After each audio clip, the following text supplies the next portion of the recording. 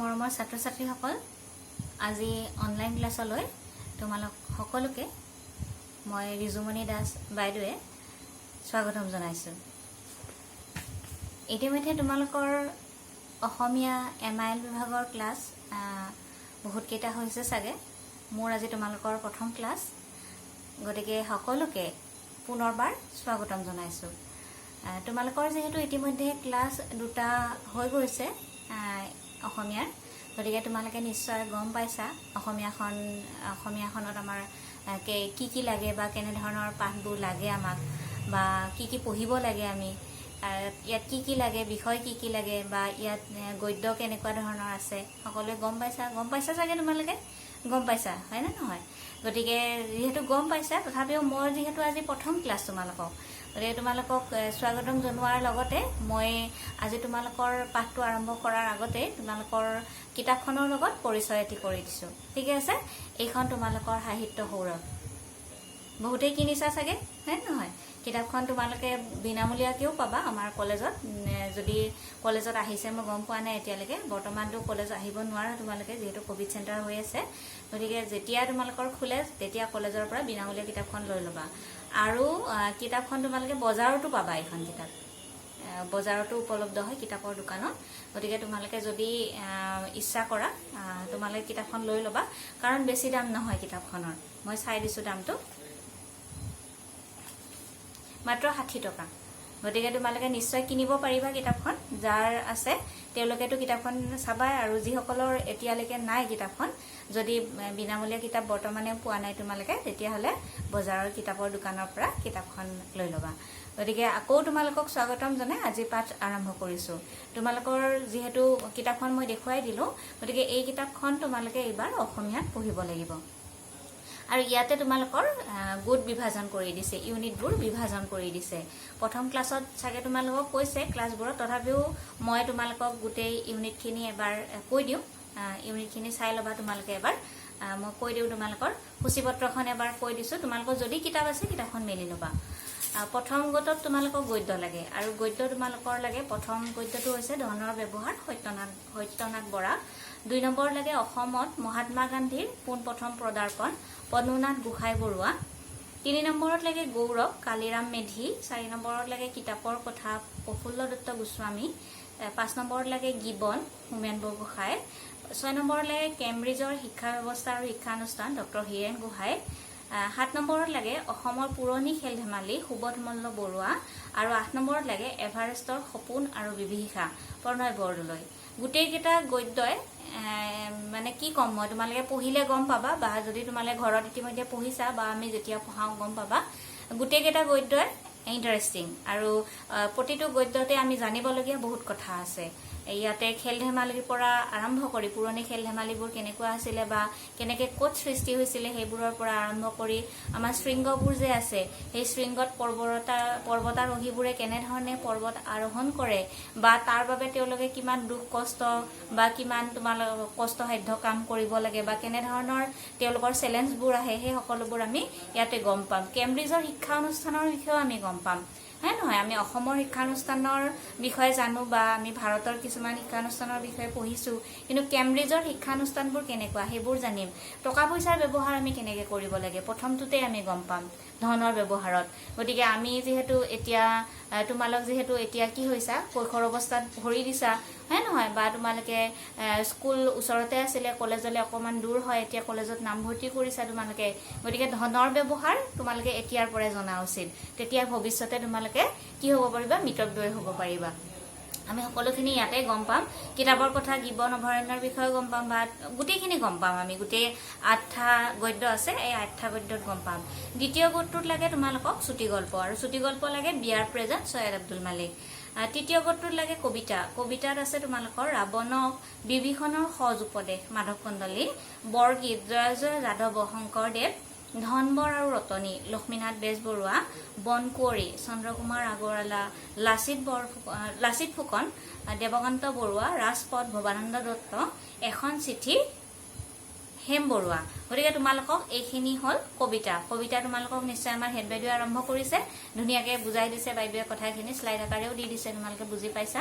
গতিকে কবিতা এইখিনি লাগিব আৰু ইয়াতে তোমালোকৰ চতুৰ্থ গোটটো চাবা চতুৰ্থ গোটটো পিছফালে আছে তোমালোকক নাটক লাগে চতুৰ্থ গোটত চতুৰ্থ ইউনিটটোত নাটক লাগে আৰু এই নাটকখন হৈছে কুশল কোঁৱৰ উত্তম বৰুৱা গতিকে এই নাটকখন কিন্তু ইয়াতে নাই তোমালোকৰ এই কিতাপখনত নাটকখন নাই নাটকখন আমি এক্সট্ৰাকে কিনিব লাগিব আৰু পঞ্চম গোটত লাগে তোমালোকৰ চমু ৰচনা আৰু ব্যাকৰণ লাগে গতিকে এইখনেই হৈছে তোমালোকৰ এইবাৰৰ সিলেবাস এমআইএলৰ সিলেবাস অসমীয়া এমআইএলৰ সিলেবাস গতিকে এইখন যদি আমি আমাৰ হাতৰ মুঠিত কৰিব পাৰো আৰু ইয়াতে ভৰাব পাৰো তেতিয়াহলে আমি পৰীক্ষাত হেলা ৰঙে ধুনীয়াকৈ ভাল নম্বৰেৰে পাছ কৰিব পাৰিম গতিকে তোমালোকে সূচীপত্ৰখন দুবাৰ তিনিবাৰ ঘৰত চাই ল'বা কাৰণ সূচীপত্ৰখন যদি মনত থাকে তেতিয়াহলে মই ভাবো পাঠবোৰ মনত ৰখাত উজু হয় বা সহজ হয় গতিকে তোমালোকে সূচীপত্ৰখন দুই তিনিবাৰ মনত ৰাখিবা ঘৰত পঢ়ি পেলাই আওৰাবা ঘৰত দেই ঠিকে আছে এতিয়া তোমালোকৰ কথা হ'ল যেহেতু আজি মই প্ৰথম ক্লাছ লৈছো তোমালোকক আমাৰ হেড বাইদেৱে তোমালোকক কবিতা পঢ়াইছে সেইদিনা মন কৰি কবিতাটো পঢ়াইছে গতিকে কবিতাৰ ফালে মই নাযাওঁ তোমালোকক গদ্যৰ ভাগলৈ যাওঁ প্ৰথম গদ্যটো মই আৰম্ভ কৰোঁ তোমালোকৰ যেহেতু গদ্য তোমালোকক মই বুজাই দিব লাগিব গতিকে তোমালোকে যদি কিতাপ আছে বুলি ধৰি লৈছো তোমালোকৰ কিতাপখন মেলি ল'বা মই ইয়াতে গদ্যটো বুজাম তোমালোকক দেই আৰু গদ্যটো বুজাৰ মাজে মাজে তোমালোকক প্ৰশ্নৰ উত্তৰবোৰো কৈ যাম আৰু প্ৰশ্নবোৰো মাজে মাজে মই কৈ যাম যে এইটো প্ৰশ্ন আহিব পাৰে এনেকুৱা ধৰণৰ প্ৰশ্ন পৰীক্ষাত আহে তেতিয়া তোমালোকে সেইবোৰ কি কৰিবা নোট কৰি যাবা বহিত অথবা কিতাপতে তোমালোকে যেনেকৈ সুবিধা পোৱা ঠিকে আছে সেইবোৰ তোমালোকে নোট কৰি যাবা এতিয়া আহো আমি প্ৰথম তোমালোকৰ গদ্য ধনৰ ব্যৱহাৰ সত্যনাথ বৰাৰ এই গদ্যটোলৈ আহো তোমালোকে কিতাপখন মেলিবা আৰু ইয়াতে পাঠটো নিৰ্বাচন কৰাৰ উদ্দেশ্য দিছে প্ৰথমতে পাঠটো কিয় তোমালোকক দিয়া হ'ল আৰু বা পাঠটো নিৰ্বাচন কিয় কৰা হ'ল তাৰ উদ্দেশ্য দিছে সেই উদ্দেশ্যটো চাবা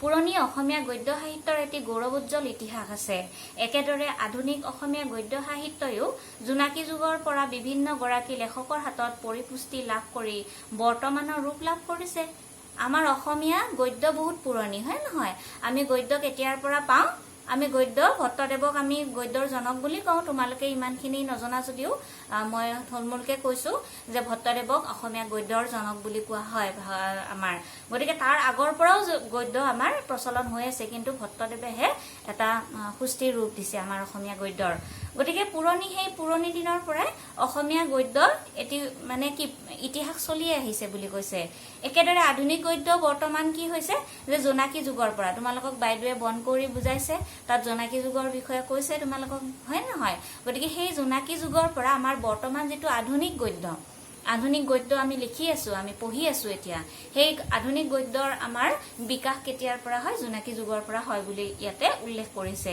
গতিকে কি কৈছে যে ছাত্ৰ ছাত্ৰীসকল জোনাকী যুগৰ গদ্য ৰীতি প্ৰকাশভংগী আদিৰ লগতে ধনৰ ব্যৱহাৰ কেনে হোৱা উচিত এইবোৰ বিষয় সম্পৰ্কে জনাবলৈ ঘাইকৈ পাঠটো নিৰ্বাচন কৰা হৈছে তোমালোকক জোনাকী যুগৰ বিষয়ে বাইদেৱে কৈছে ৰোমান্টিকতাৰ বিষয়ে কৈছে ৰোমান্টিচিজমৰ বিষয়ে কৈছে হয় নহয় ৰমন্যাসিক কবিতাৰ বিষয়ে কৈছে বৈশিষ্ট্যৰ বিষয়ে কৈছে গতিকে সেই যুগটো কি যুগ আছিলে জোনাকী যুগ আছিলে হয় নহয় জোনাকী যুগ বা ৰোমান্টিচিজম হয় নহয় বা বেজবৰুৱা যুগ বুলিও কোৱা যায় সেই যুগটো গতিকে সেই ৰোমান্টিক যুগটো বা জোনাকী যুগটো সেই যুগৰ তোমালোকে কবিতাৰ কথাখিনি পালা গতিকে এই পাঠটিত তোমালোকে জোনাকী যুগৰ গদ্য কেনেকুৱা আছিলে সেইখিনি কথা গম পাবা হয় নহয় গতিকে তোমালোকে কবিতাটো ক্লিয়াৰ হৈ গৈছে এতিয়া গদ্যৰ বিষয়ে চাবা তোমালোকে জোনাকী যুগৰ গদ্য এইখিনি তোমালোকৰ এইটো ধৰণৰ ব্যৱহাৰ সেই সময়খিনিত লিখিছিলে সেইকাৰণে জোনাকী যুগৰ গদ্যৰ আভাস ইয়াতে পাবা বুলি লেখকে কৈছে সম্পৰ্কে জনাবলৈ ঘাইকৈ পাঠটো নিৰ্বাচন কৰা হৈছে তোমালোকৰ বাবে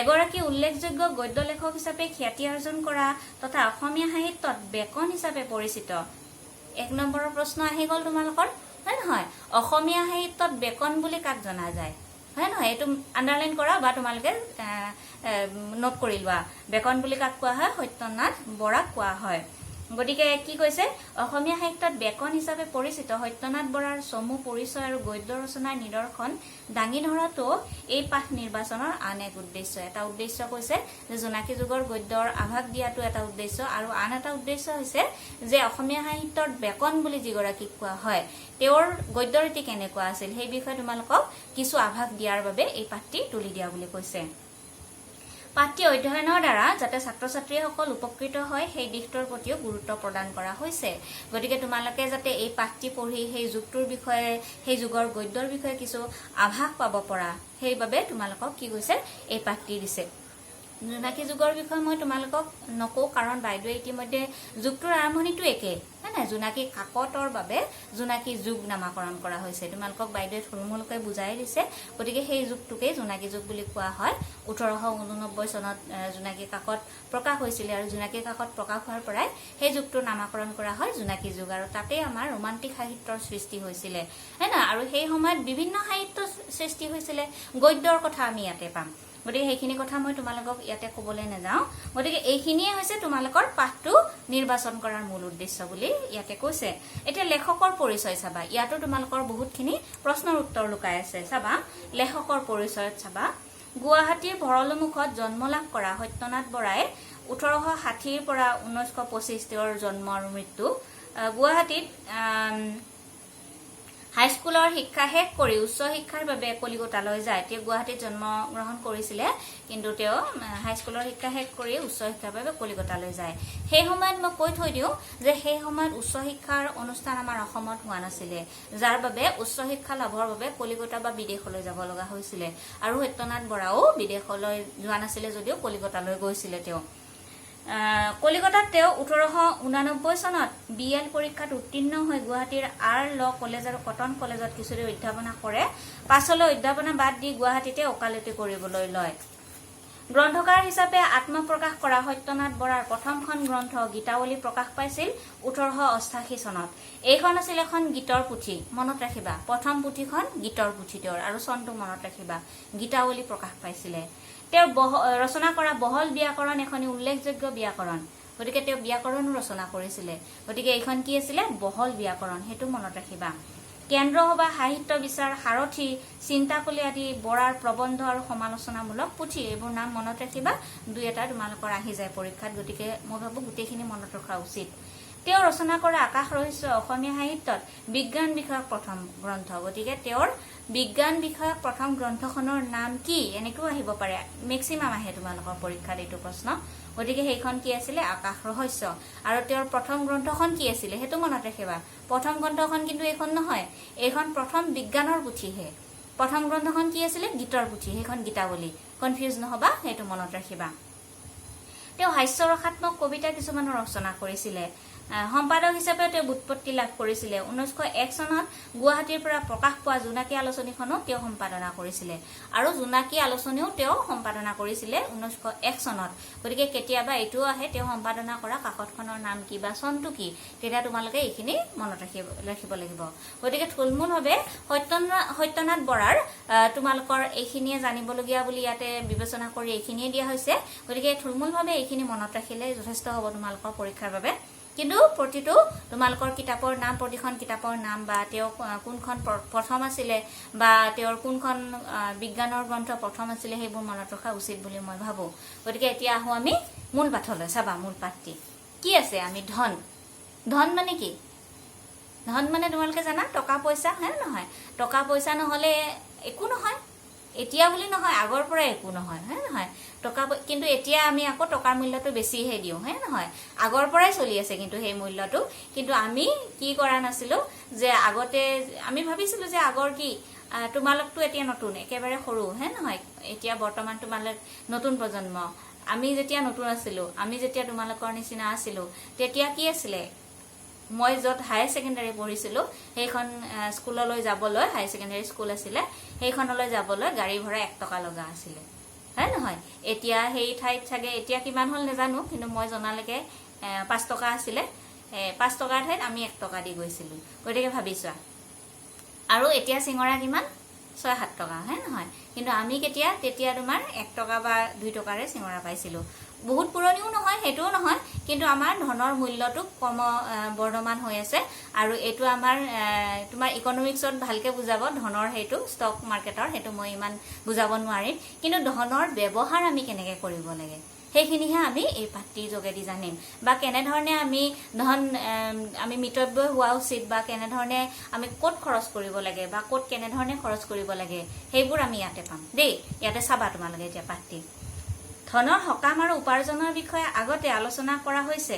আগতে বুলি দিয়া ষ্টাৰ এটা দেখিছা তোমালোকে, আগতে শব্দটোৰ ওপৰত তলত দিছে চাবা, অৰ্থাৎ সাৰথি পুথিত থকা কৰ্ম, শ্ৰম আৰু চেগ আদি প্ৰবন্ধত। বুজি পাইছেনে? তেওঁৰ এই প্ৰবন্ধটি আধা দিছে আমাক ইয়াতে, হে নহয়? প্ৰবন্ধটি আগতেও তেওঁ লিখিছে, বেলেগ বেলেগ লিখিছে। ক'ত লিখিছে বুলি কৈছে? সাৰথি পুথিত লিখিছে তেওঁ।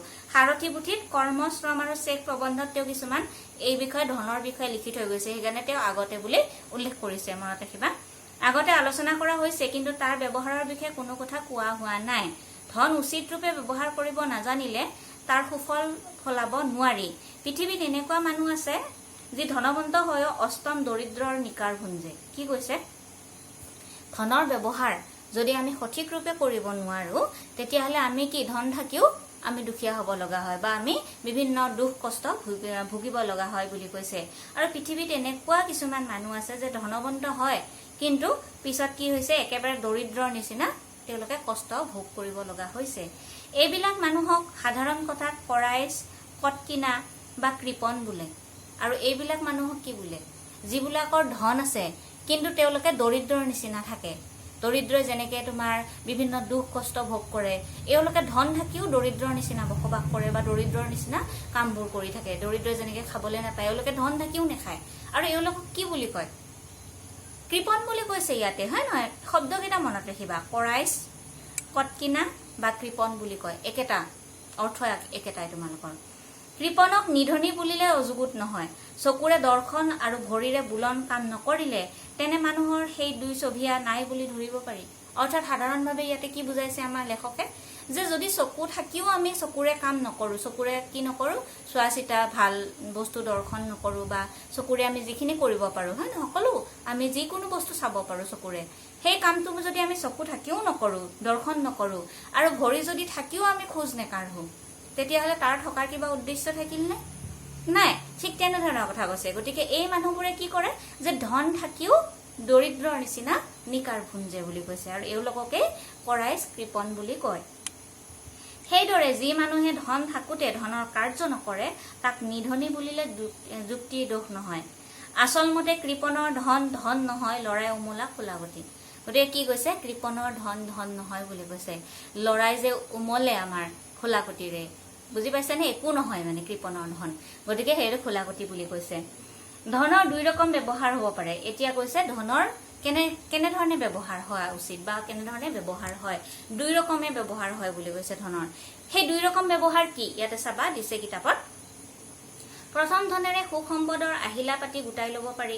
ভোজনৰ ভাল বস্তু, পিন্ধনৰ ভাল কাপোৰ, বাসৰ ভাল ঘৰ আৰু হাতী ঘোঁৰা, গাড়ী দোলা, বন্দী বেটী আদি কৰি সংসাৰিক সুখৰ আহিলাবোৰ ধন হলে গোটাই আনি উপভোগ কৰিব পাৰি। প্ৰথমটো কাম কি কৰিব পাৰি? দুটা কাম কৰিব পাৰি বুলি কৈছে ধনেৰে। প্ৰথমটো হৈছে যে ধন পোৱাৰ লগে লগে আমি সুখ সম্পদৰ যিবোৰ প্ৰয়োজনীয় সামগ্ৰী, হয় নহয়, টকা পইচা পোৱাৰ পিছত আমি কি ঘৰ বাৰী মাটি গাড়ী, হয় নহয়, বা আমাৰ কাম কৰা লগোৱা চগোৱা গোটেইবোৰ আমি, হয় নহয়, সামগ্ৰীবোৰ কিনি ল'ব পাৰো। গতিকে এইবোৰ আমি প্ৰথমতে গোটাই ললো। দ্বিতীয়তে কি বুলি কৈছে? দ্বিতীয়তে ধনেৰে আনৰ উপকাৰ সাধিব পাৰি। মহৎ কাম এইটো, হয় নহয়? প্ৰথমখিনি আমি নিজৰহে কাম কৰিলো, নিজৰ কাম কৰিলো, আৰু দ্বিতীয়টো কি কৈছে? যে ধনেৰে আমি আনৰ উপকাৰ সাধন কৰিব পাৰো। ভাত নোহোৱাৰ ভাত, কাপোৰ নোহোৱাৰ কাপোৰ ধনেৰে জতুৱা যায়। মানুহ বিপদত পৰিলে ধনেৰে উদ্ধাৰ কৰিব পাৰি, হয় নহয়? আৰু বিদ্যালয় চিকিৎসালয় আদি স্থাপন কৰি সৰ্বসাধাৰণক উপকাৰ কৰিব পাৰি। কৃপণৰ ধন এই কাৰ্যবোৰৰ কোনোটোতে নালাগে। গতিকে ধনেৰে আমি দুটা কাম কৰিব পাৰো। প্ৰথমটো হৈছে আমাৰ নিত্য লাগতিয়াল যিবোৰ সামগ্ৰী, ঘৰ দুৱাৰ গাড়ী মাটি ভেটি, হয় নহয়, সকলোবোৰ আমি কাপোৰ কানি